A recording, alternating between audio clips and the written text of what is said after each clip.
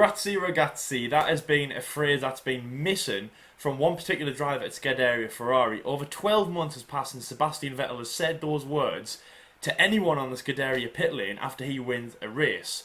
Yes, after the Belgian Grand Prix, it was 12 months since Sebastian Vettel, the four-time Weltmeister from Germany, who moved from Red Bull to Ferrari, has taken his last win in Formula 1. 21 races have passed, coming up on the 22nd, where he hasn't been on the top step of the podium. And on the other side of the garage, his teammate Charles Leclerc finally takes his maiden win at the 2019 Belgian Grand Prix. In this episode, we're going to be talking about Ferrari because we're heading into the Italian Grand Prix. And as I say, the Italian team, the flag is out in Maranello. They have finally won a race as their last win stands with Kimi Raikkonen in 2018, Austin in the US Grand Prix. They have finally won with their young gun of Charles Leclerc after three pole positions in Bahrain, in Austria. So he was robbed of those races in Bahrain after problems with the engine, and of course his battling with Max Verstappen in Austria. Third time's the charm though, as he wins in Belgium. But on the other side of the garage, as I say, his teammate Sebastian Vettel might be ahead of him in the World Championship, but is definitely lacking on something. So in the podium fight, he's losing to Charles Leclerc 7-6. As I say, he has only got one pole position from the Canadian Grand Prix, when Charles Leclerc has three, from obviously the Bahrain Grand Prix, the Austrian Grand Prix, and the Belgian Grand Prix, which has just passed, and of course the elusive race win. Sebastian Vettel has none, Charles Leclerc has one. But as I've just said at the start though, Sebastian Vettel is leading Charles Leclerc in the World Championship standings. As it stands at the moment, heading into the Italian Grand Prix, Sebastian Vettel is in 4th place with 12 points deficit to Charles Leclerc. Sebastian Vettel is on 169 points and Charles is on 157. So it's all a tale of two sides at Scuderia Ferrari, and the team sits in 2nd place quite comfortably as well. No real movement we can see towards the end of the season. They sit with 326 points in the World Championship standings. Red Bull Racing, which are the team in 3rd place, are 254 points in 3rd place, and obviously Mercedes-Benz are ahead, 1st place with 471. Looking like they're going to lift the championship in the next few rounds. So Ferrari as a team, quite solid in 2nd place. Charles Leclerc's got a win, Ferrari have a win, but the man hasn't is Sebastian Vettel. And we've already talked about him in this year. The German Grand Prix, obviously, we talked about is Sebastian Vettel. What's happened to him? Did the crash affect him? And is he going to win a race? I think we said yes then. Obviously, that's been a few races ago. He obviously hasn't. So again, is he going to win a race? We're heading into the Italian Grand Prix. We're heading into Monza. Obviously, you've seen our predictions that have come out in the last few days. I've said that Ferrari, and more importantly, Sebastian Vettel, is not going to win the race. So does Jordan, even though he said Ferrari is going to win the race. Obviously, it's the other Ferrari in Charles Leclerc. So, Jordan, just to kick it off with you, just straight out the gun, is Sebastian Vettel going to win a race in the last few rounds of this season? Well, it's seeming unlikely, isn't it? I think a lot of people expected him to actually win the Grand Prix on last time out in Belgium, and he wasn't really there or thereabouts, was he? Once again, and it feels like I'm just repeating myself, or everybody else is just repeating themselves about Sebastian Vettel. He should have done this. He could have done this. He should have been able to do this, but he hasn't. And this, for me, is a lacking confidence, not just for Sebastian Vettel, but within his team as well. And this isn't healthy for Ferrari whatsoever, and especially for Sebastian Vettel, who probably needs quite a bit of support because it's not going his way, is it? But overall, if he doesn't win it in Italy, well, I personally believe I don't think he will win a race this season.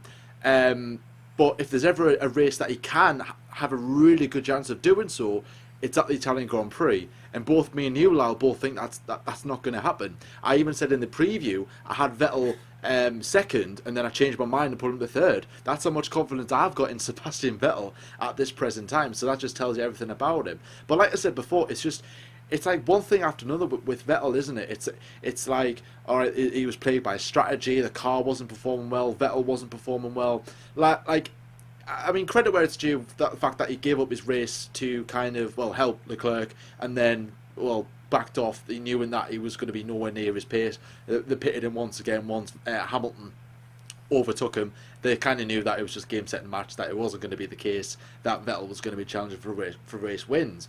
But he's got the car to do so, and it's almost like a not so serious situation like what Pierre Gasly had at Red Bull. For some reason, him and the car just didn't click, and in the Ferrari car, like the car, it's brilliant. It's a really good car, but Vettel isn't clicking with the car. Like for some reason, there's something missing. There's a link missing between Vettel and the car where it's just a loss of communication.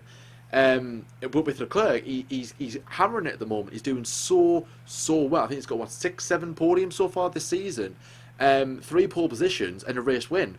Vettel has got 1 pole position and what six I think he's got six podiums and no race wins. 6 podiums, yeah. And 6 podiums. hang on a minute, this guy is a 4-time world champion and he's come up against a guy who's in his 2nd season of Formula One, and obviously his 1st season at the top with Ferrari, and he's looking like the number 1 driver. But I think this is like a kind of like a history repeating itself. If you remember, like all the way back in those Red Bull days, or his last season in Red Bull, when he was outshone by the new guy at the time, Daniel Ricciardo. And once again, I think it's shown a new light on Vettel, that the fact that he had Kimi wrapped around his little finger, didn't he? That the fact that whenever Vettel said jump, Kimi said how high, and Kimi was he would just take it. He would be like, all right, fine, yeah, I'll whatever you want to do. I'm not bothered. He's like past that stage of care, and he's had his race wins, his championship fights, and everything. He's done in terms of that. Vettel wasn't, and Vettel knew he could use Kimi to like, oh, let's try and get a race win, or oh, I've got I've got Hamilton coming up behind us. Let's use Kimi as like a defensive mechanism. And this season, it's like Leclerc's using Vettel as a defense mechanism. It's weird how like the roles have changed, and it's not healthy for Sebastian Vettel. And it's got us to question everything about Vettel's ability as a driver and whether he can win a championship at Ferrari. And my overall opinion on Sebastian Vettel, he's a good driver. I think Chaz also said this as well. Chaz F1. He said that, and I'm going to say that Vettel is a good driver, but he's not a great driver, if you know what I mean. I know. Right, he won 4 world championships. Brilliant, absolutely tremendous. That's not easy to do. And people will say, oh, he had the best car. But in 2010, he had a lot of fight. He had, good fight against him. And he had a lot of reliability problems. And in 2012, if it wasn't for the unreliability of the McLaren, I think Vettel wouldn't have won the championship, and that's how he won it. Really, he kept his head, where it should be. He was like, right, okay, when I'm going to put it on the line, I'm going to do it. In 11 and 13, it was totally different. I think at the first half of the season in 13, it was a bit, which way is it going to go? And it was clear to see who was the number 1 then. But in 2011, off the back of a first world championship, and then he had that team right behind him. Probably since halfway through 2010, or even when they knew he could win the championship. Yeah. And with Ferrari, I don't think he's got that, and I don't think he never has that, and he'll never will have that. Ferrari is a totally different team to Red Bull. And I think it's kind of caught Vettel out a bit, and now we're kind of showing maybe the real side of Sebastian Vettel, maybe the real Vettel that, all right, that maybe he wasn't supposed to be this amazing driver like we once thought. He's, like I said, he's a good driver on the day. He's ace. He's absolutely brilliant. But on most days, he's not, and like this is where it all goes wrong for him. But it's something that he needs to sort out in quick, because it's a lot of people, it's not saying, oh, is he going to win the championship with Ferrari? It's going to be, when's he going to retire? And once the retirement word comes along, once the R word comes into the helm, you know that you're either doing something wrong, or it's time to go to either leave Formula One or maybe go off to another team, because it just hasn't worked for him, unfortunately. So, like, Lyle, what's your stance on Sebastian Vettel at this present time? Because I know you followed him closely at Red Bull, didn't you? And then once he went to Ferrari, you just kind of stuck with Red Bull. How do you see Sebastian Vettel now compared to what he did, 4 or 5 years ago when he was winning everything at Red Bull? Where do you stand with that? Well, I mean, I'll just say I didn't follow Seb as the driver. I followed the team. Exactly. Seb was really like you were a fan of his, yeah. Seb was really the first kind of driver that I stuck with at Red Bull, obviously him and Matt Webber. I didn't follow him at Ferrari. I found 2014 to be a bad year for Sebastian, probably his worst, I'm going to say his worst year. 2016 not so much, because that was the car, but this is contention of probably, I'd say, Sebastian's worst year. Obviously we're not even done yet, but 2014 I thought was a bad year with Red Bull. As Jordan said, he kicked his toys out of the pram against Daniel Ricciardo. But obviously, again, he still was there and he's quite prevalent. If anything, this year is turned into 2014 Jordan. But the only difference is that because he's contract till next year, Sebastian can't leave. But I think it has got, because it is. So, obviously, 2014, Daniel Ricciardo, he Well, he gets on the podium at Australia. Obviously, that's denied, but he was technically on there. Then he wins in Canada. Then he Yeah. wins in Hungary. Then he wins in Belgium. So that's 3 wins already. Sebastian Vettel had no wins at that point. Obviously, I can't remember everything off the top of my head, but he definitely had a lot of podiums. He might have had a pole position or 2 because he was the defending champion. He had a number 1. I remember he had big 1 in his helmet. I saw it the other day. I was like, what? Sebastian's not 1, he's 5. Anyway, so that this year has kind of turned out a bit like 2014, but I just don't think I think he's got more of a level head though this year, that he's not kicking his toys out the pram like that. Yeah. It also was when in 2014 he moved to Ferrari, and I think that was kind of to cover up the fact that he couldn't hack it at Red Bull anymore. Obviously, there's no team to do that, and I say his contract till next year. We both have different theories about where Sebastian's going to end up in 2021, but obviously you'll have to stay tuned with us through another year of us. Sorry about that, to find out what we say. Yeah, so he's a strange driver. The sides of 2 Seb, but the big thing is, John, that you just said. He had Red Bull wrapped around his finger. It was a new team, and Sebastian was like the pioneer of it.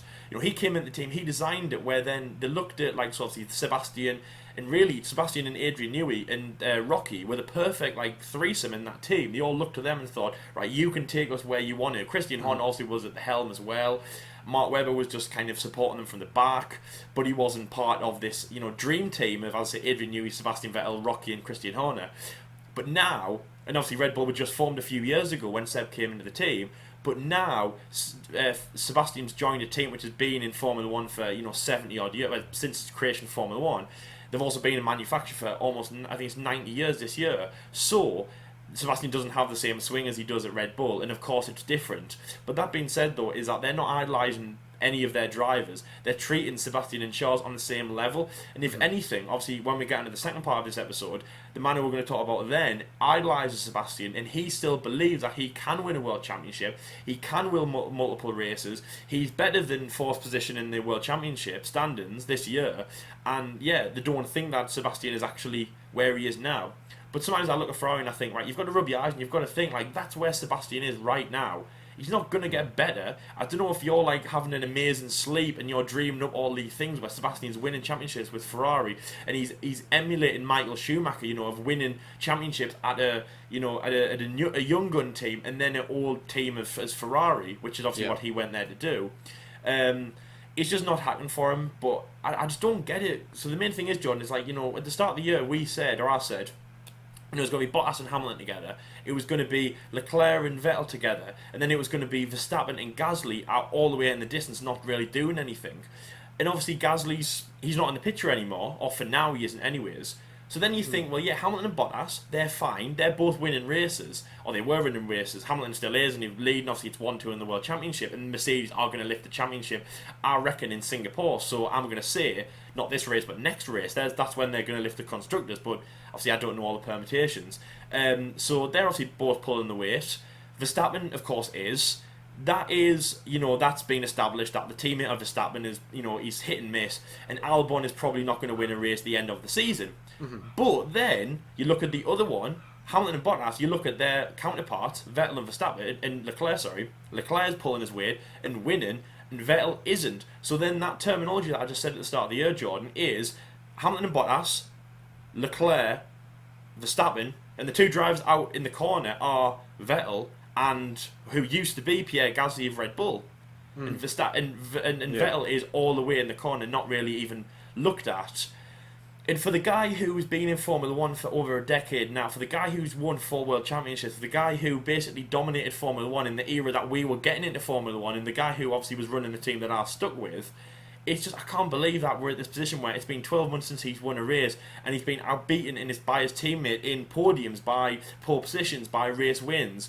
But obviously the only thing that Sebastian has going for him is that he is obviously going strong at 169 points in the World Championship. Also, that being said, is this race, as you will know, Max Verstappen did take a penalty, so he's starting at the back of the grid. So he is only so Verstappen's on 181 points. I'm terrible at quick math, but that's not much, and that's 13, 14, something like that. But Verstappen's on 184, Vettel's on 169. So technically, Vettel could actually catch Verstappen and go into 3rd place. But again, that's just so much better than Sebastian Vettel can be. But when you said about Kimi Raikkonen though, Jordan, he is supporting the team in that because, as I say, obviously he's got quite a big chunk. It's quite neck and neck in terms of the points that Verstappen and Vettel and Leclerc are bringing to the team. They've got Ferrari to second place, which is a strange second place because I don't think I'd expect anything better than that. Obviously, better than that first, of course, but Mercedes have got that. But there's so massive gaps between the teams. Mercedes are in first place. Ferrari are in second place, not going to move. They're not going to go up to first. They're not going to drop down to third. So in the Ferrari sense, they've done a good job to get to second place. But Vettel's not doing it very good as himself. It's a very strange year for Ferrari. I can't really put my finger on it. Yeah, exactly. But the thing is, though, looking at that, though, I'm thinking, obviously, Leclerc, an amazing win. That hasn't really changed much in terms of Ferrari's constructor running. They're going to finish second for sure, unless something drastically bad goes wrong in the last few races and Red Bull really pull the finger out. That's not going to happen. They're going to finish in second place. Leclerc might jump Vettel. That might be the biggest thing we see this year. I don't know about Leclerc winning other races, but I can definitely say that I don't think Sebastian Vettel is going to win a race at the end of the season. But all that hope that's building up into the next few races, I just don't think that I don't think he's got another race win in him. I think that's it for Sebastian this year. But obviously, as I said, it's very similar to 2014. But seeing 2014, he's still contracted till next year, so of course he isn't going to chuck his toys out the prom and jump ship like he did with Red Bull in 2014. In the world of Formula One, there's no more stressful position that they say than being the team principal of the Prancing Horse, the oldest team in Formula One, one of the most successful teams in Formula One, and that, of course, is Scuderia Ferrari. Now, they've seen many team principals go through the ranks. Since me and Jordan came into Formula One, there has been some big ones that I remembered, like Stefano Domenicali, all trying to add their name to the running of the team and basically letting them trying to get back to where Ferrari were back in the olden days of Schumacher and things like that. And obviously, of course, the newest one that came in 2019 is Matteo Binotto, the man that was born in Switzerland but obviously raised most of his life in Italy. He replaced Mauricio Arriva who was the team principal of last year. Now, of course, as I say, that position very stressful. They moved through a lot of team principals, trying to get the best out of Ferrari, trying to get them back on top. Now, Matteo Binotto, of course, the guy who came in, he was at the team in 1995. He joined as an engine performance manager alongside the likes of Michael Schumacher. He worked under Schumacher. He worked with Eddie Irvine, Rubens Barrichello, Felipe Massa, Kimi Raikkonen, of course, all the big names of Ferrari. In 2016, he became chief. He replaced James Allison as the technical director of Ferrari. Obviously, when he went to Mercedes, and then was promoted to team principal at the start of the 2019 season in Australia to replace Arriva Bene at the Scuderia, trying to get them back to winning ways. Now, again, in the first segment, obviously, we talk about Sebastian Vettel and how he is doing at Ferrari. It's not great for him, of course. A bad run of performance. But on the flip side, though, as I said, second place for Ferrari. So Matteo Binotto, of course, has been in charge since Australia. He has seen Sebastian Vettel in all he's done, all of his 6 podiums and everything he has achieved, and of course, it's 169 points in the championship. He has also managed and seen Charles Leclerc, his 7 podiums and everything else, including his race win, his maiden win in Belgium. So we're going to be talking about, is Matteo Binotto the best guy to lead? How's he done this season, and is he the best guy to lead Ferrari in the future? Now, of course, the Swiss guy faces his first Italian Grand Prix as team principal at the team. Now, of course, Monza and Ferrari scream Tifosi, they scream loud, and of course they want to get back on the podium after 9 years of no Ferrari on the top step of the podium. Now, we're going to say, can Matteo Binotto do it? Can he get Ferrari back to winning ways? Now, of course, as I say, Ferrari sit in second position with 326 points, a good, quite even points between Sebastian and Charles. Now, I would say his position has been quite good at the team. When he came in, of course, he would have wanted, more race wins for Ferrari.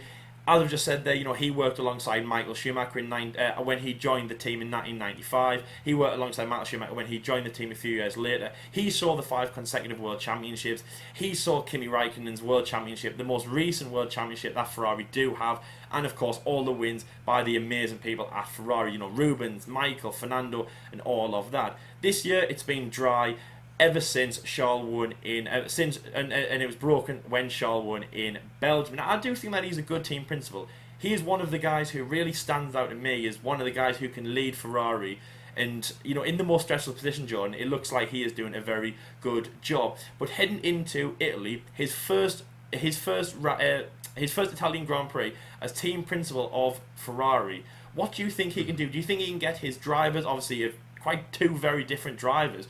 You know, the young gun, the one who's just won a race, and of course will be living on that emotion of winning, the emotion of, you know, getting into the car and showing what he can do both for himself, showing up his teammate, and of course, you know, after losing his friend and racing on behalf of him. You also have the second driver, who is the man who've literally just talked about, who's the guy, the old guy, the Weltmeister, and it's not going his way. So do you think he can rally those drivers and get something? Obviously, we've both said Sebastian is not going to win the race. You've said Charles is going to win the race. How do you think he will do? Do you think they'll be able to manage the pressure? And how do you think Matteo, in particular, will lead the team and those two drivers to, as I say, his first Italian Grand Prix as new team principal of Ferrari?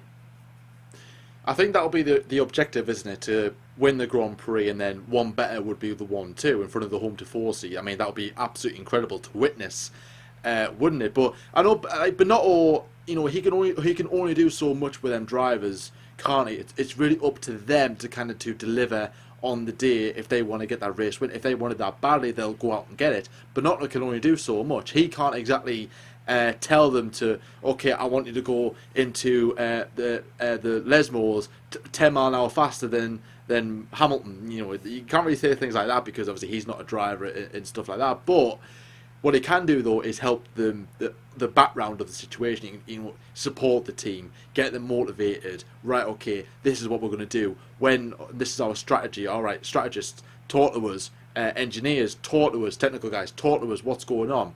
And that's the best he can do, is to keep them all in line, the engineers and everything one happy, the backroom staff, keep them happy, keep the drivers happy drivers, happy engineers, happy team, hopefully happy wins when they do end up winning Grand Prix. But of course that's something that Ferrari have been quite afraid of in the past couple of years. So one thing I've just said, John, is that Sebastian Vettel. So I said in the first part when we were talking about Sebastian Vettel, I said there was one guy, we were going to get onto him, who has faith that Sebastian can still win a world championship, can still win races, and he basically is not done, which a lot of people do see him, and of course that is Binotto, obviously, because that's who we're talking about. Sure. As I've just said there, you know, he believes, the team principal of Ferrari believes that Sebastian has more left in the tank. And when I say more, I do mean, obviously, as I just said, they're winning world championships. Sebastian is only contracted till next year, so it's either going to happen this year, which it's not. Basically, his last year, unless he's re-signed, is going to be next year. And so we know that he believes in him. What do you think? And do you think that he's the best man to help Sebastian, you know, stay on at Ferrari and achieve the best he can out of the car? Or do you think that, you know, it's just a lost cause and he's just saying that because he's a supporter of the driver, a bit like Christian might have with Max? Yeah, I think Binotto would be saying that just to, like, not just to, like, because he's the team principal, it's just to probably give Vettel a little bit of support because he knows that Vettel is going through a rough patch. He knows the media's on his case. So I think that's just to kind of calm the media down a little bit. Just like, oh, is Binotto, does he want Vettel there? What's going on? It just kind of showed, yes, I've got faith in Vettel. I know he can deliver. He's a good driver. He's not a four-time world champion for nothing, like what I said in the first part. And I think Binotto, at this present time, I think he is the right man for the job. It is going to take time for like his philosophy to, you know, to have an impact on the team, because when Maurizio Arrivabene came into the fold, I think before that, I think you had Stefano Domenicali replace Ross Brawn, when obviously Ross Brawn had that amazing period, didn't he?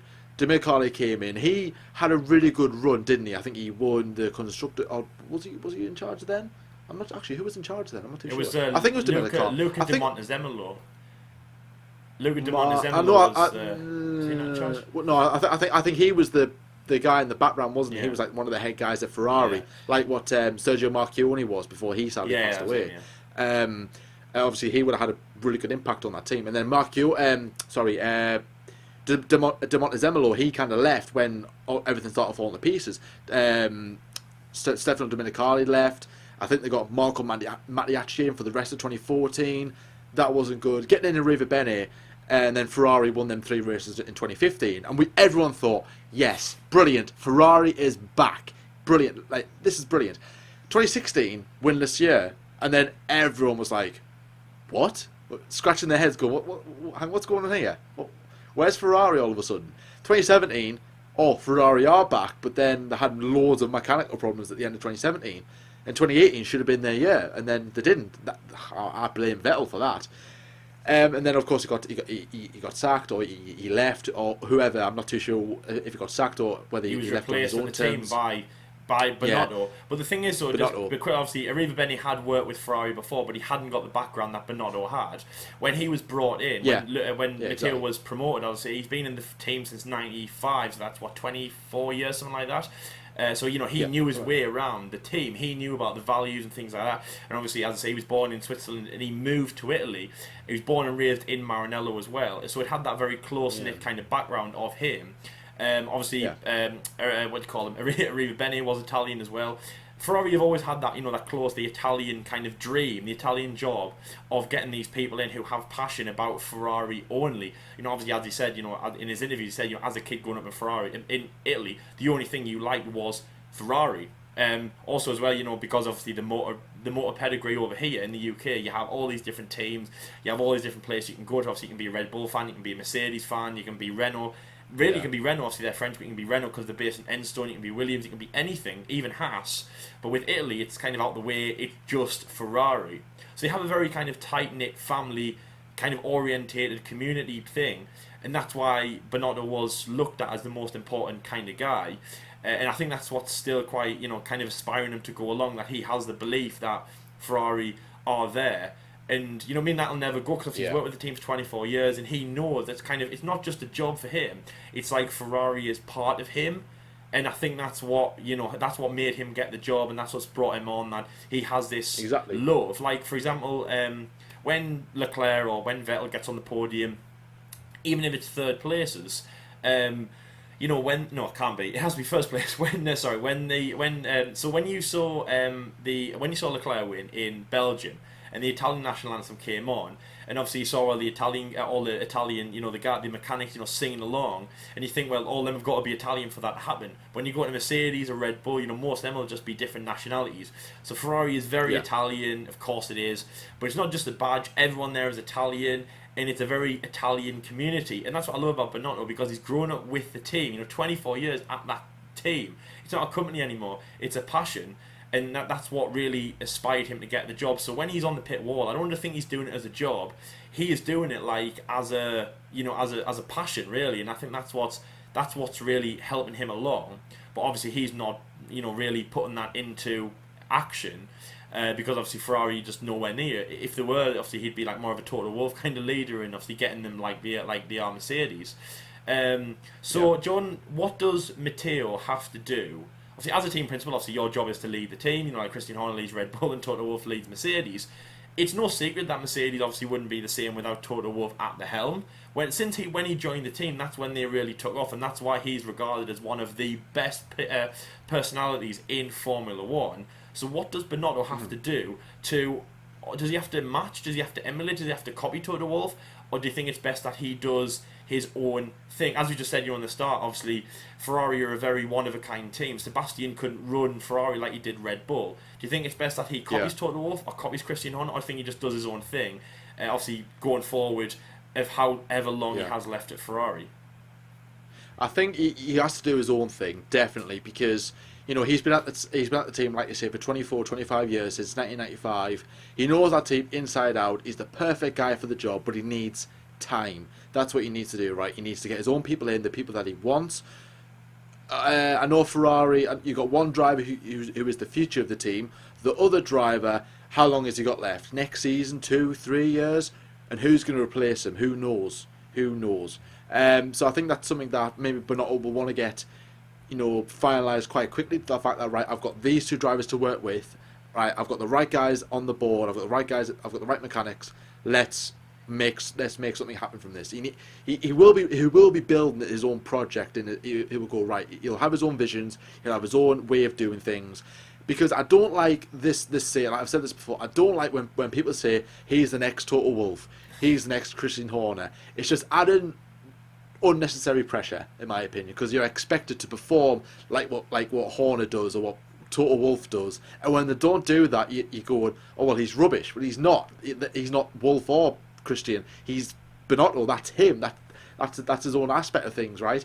And he's going to do things his way and the way that he believes is the right way, and hopefully that way is the way for Ferrari to win the constructors, because that's the objective he would have had. He might be saying, right, okay, I want you to win the constructors in 5 years' time. I want you to do that. And I think they'll be looking probably next season now. I think realistically, thinking about it, Mercedes have got the constructors. Ferrari aren't going to win it. The best chance of winning another race is this weekend.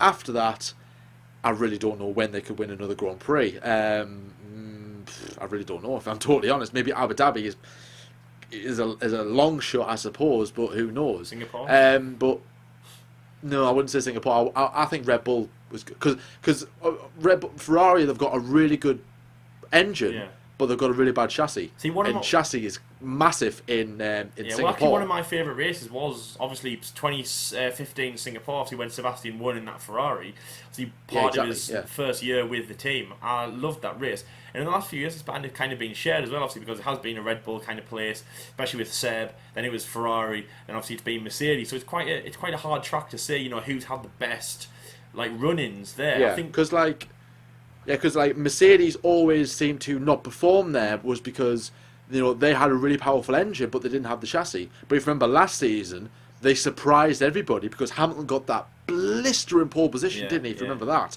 I mean, I don't know, I can't remember how far away he was from second place, but it was a hell of a lap because we all thought Ferrari's got this in the bag. Yeah. Red Bull will be there. Mercedes, exactly. They always struggle, but Hamilton won the race. Like he did in 2017, or he got lucky, let's say, but nevertheless he still won the Grand Prix, and then he did a brilliant show in 2018. And this season, in 2019, the car is the chassis and the power is brilliant. Oh, so I think for me, Mercedes will be strong in Singapore, and so will Red Bull because they've got their Spec 4 engine, they've got a really good chassis. Ferrari, they've got a really good engine, but that's it. The chassis is not really that good. Yeah. So like I'm saying, then they've got Russia. That's more Mercedes territory. Honda, Red Bull, for Mercedes once again. Like I said, the only powerful circuit I can really think of off the top of my head. I mean, Mexico, Red Bull, Max Verstappen. I think he's got that in the bag already. Really, the track I can think that of could be actually is Abu Dhabi. Mexico could be the same as the last 2 years. It could be a Verstappen win, and it could be a Hamilton championship lift. I think Hamilton will win the championship in Austin. Austin, right? Yeah. That's my prediction. That was 2015. That one. I'm not. I'm going to say constructors. I know we're going off of Ferrari, but I'm going to say constructors Japan drivers for Hamilton. I want to say constructors in Singapore, but I really don't know if that's too early. But I think it is early. Yeah, I don't know. I don't know. Too early. I don't know. I mean, Japan's only 2 rounds after. I don't know. But yeah, anyway, we were talking about Ferrari. Yeah, so anyway, Jordan. Exactly. So obviously, with Ferrari, where do you think they're going to end? So obviously, second place in the constructors is mainly going to be them 326 points. As I say, about 150 either side. That they've got that big cushion. But in terms of the drivers, obviously, as I've just said, Sebastian Vettel, 169 points to 181 by Max Verstappen. It looks like he can catch him. But Charles Leclerc is quite comfortable in 5th place to Pierre Gasly in 6th place. So, where do you think the drivers are going to end up? Where do you think the team's going to end up? And what do you think their goals are going for the rest of the season? And where do you think they're ultimately going to end up? So, obviously, Matteo Binotto, you're on the table right now in Maranello with Matteo Binotto, and he's saying, right, look, this is the plan. This is where I want this, and this to happen by the end of the season. What's Ferrari's plans for the rest of the season? Well, certainly the main objective would be to get another race win. Definitely, and then really to win as many races as they can between now and the end of the season, because we're only talking in hindsight, aren't we? About Ferrari might do this, they might do that. We're saying Ferrari's going to have a shocking end of the season, but they might not. They might ace it. They might win in Singapore. Like we expected Hamilton not to win in Singapore, and he did last season. Ferrari might go and do that. They might go and win in Japan. They might go and win in Austin. They might go and win, even in Brazil. Who knows? Ferrari might go on a really good run. And that's something that they'll be looking for, trying to end the season on a high because they started it so badly in pre-season testing. That they were ace, but that was because sandbagging. And then the season just started off really, really badly, and it's only now it's on Ferrari territory now. Obviously, Spa, brilliant track for their car, and then Monza's even better, and in front of the home crowd, it's bringing a brand new power unit to this weekend, Spec 3, I think it is. It's written in the stars for Ferrari to win, but whenever it's always written in the stars recently for Ferrari to do well, they always do bad. So I'm not taking anything in account just yet. But Ferrari need to have a good solid end to the season, just to ease the pressure on not only the drivers but Binotto. Because if Ferrari don't start delivering results next season, the pressure will start to build on Binotto. Because I believe when he joined, he had a multi-role between his old role as technical director and the team principal, which I didn't know this until I heard that he was going to drop. I seen the headline that Binotto was going to resign, and I was like, what? No, that has to be paper talk. Yeah. But apparently he had a joint role between technical director and team principal. Oh, okay. But he's going to. That's what I read anyway. Yeah. It could be totally wrong, but I'm certain that is true. Yeah. But then he left the technical director role to focus on being team principal. Yeah, well, all I know is that when it came around to Australia, it wasn't 100% sure what he was doing, because obviously I've just said that he replaced James Allison in 2016 as technical director, so it wasn't really sure what he was going to be doing. But then obviously they promoted him to team principal. Yeah, I thought he was just team principal. Yeah. That's what I thought the role was until I seen this article. Yeah. And then I was like, oh, so he must have technical director and team principal. He must be doing both of them. He might have just been a stand-in at the start, but obviously now he's definitely found his home. And then probably give it to someone else. Yeah, I mean, I could be wrong with that. As like I said, don't quote me on that, but I'm certain that's what it is. Yeah. But obviously the pressure's going to be building, and then he has to deliver, have a good solid end to the season, and then hopefully have a championship battle next season. Mm-hmm. Hopefully, that's what. Hopefully, anyway. Yeah. Yeah, for sure. My goals on Ferrari. Vettel's got to win a race. I mean, obviously, what we've just said. We don't really think that he will, but he's definitely got to be pushing for that. I hope that he doesn't put it into kind of cruise control and sit back. I mean, Kimi Raikkonen managed to get one, right at the end of his career, obviously with Austin. I think it was 2 rounds before he left Ferrari for Alpha, so it's still there for Sebastian. Obviously, he's got another year left for sure, anyways. Trying to beat Charles Leclerc as well, trying to stay ahead of him in the World Championship will definitely be on Sebastian Vettel's mind. Whether it's on the team's mind, I think they're just happy about them both getting points. But as I say, for sure, Sebastian will want to beat Charles Leclerc. But something that he's never really come across. He's never said publicly, anyways, that he wants to beat Charles Leclerc. Obviously, when we know for a fact that Hamilton wants to beat Bottas, we know for a fact that Verstappen wants to beat his teammate of Gasly or Albon. Even though, of course, that is a very, very easy feat. It's probably the easiest teammate battles ever in Formula 1, because obviously Verstappen does one race, which is better than Gasly or Albon 10. But obviously we all know that teams want to beat each other. Vettel's never really said that about Leclerc. But obviously for his mind, he will definitely want to do that. Obviously, as I say, he's 12 points ahead of him in the World Championship, but that could change very, very soon. 12 points, that's like 4th place. That's 1 4th place away from getting that. So if Vettel retires and Charles gets 4th place or higher, then he's already leapfrogging him into 4th. Sorry. Obviously, again, as I say, ultimately Vettel is also chasing Verstappen in the World Championship as well. So it's all to play for there. Ferrari are going to finish 2nd place anyway, so it's just about the drivers, getting them a win. Sebastian getting him another win. Charles 2nd or 3rd, but obviously, as I say, he's got a much better future at Ferrari, much longer as well, and more bright. Even though Binotto does look like he's sharing the support for both drivers, and Sebastian is still number 1 as well at the team. So anyway, that is obviously the roundup of Ferrari. Obviously, let us know in the comment section what you think about this episode. Today was a Ferrari episode, of course, because it's the Italian Grand Prix. We have to talk about Ferrari, otherwise we'd be in trouble by the Tifosi. So leave everything in the comments. What do you think about Matteo Binotto at the team? Obviously, Ferrari have changed a lot of the team principles as well. Obviously, replacing Mario Bene. How do you think he's getting on at the team? Your views on Sebastian and, of course, Charles. And do you think he's going to win another race? Do you think Seb is ever going to win a race? What do you think is happening with the prancing horse this year? Obviously, if you're new to seeing us on screen, obviously, welcome. Please subscribe to us if you're new around here. Give this video a like, comment, and obviously, also as well, obviously, we did a collaboration with F1 Fanatics. Please go and check them out if you haven't already. Yes. Small channel, but obviously 2 guys, very big prospects as well. Obviously, go and give them some support. Obviously, this weekend, tomorrow, we've got our Italian Grand Prix review, which I'll be doing.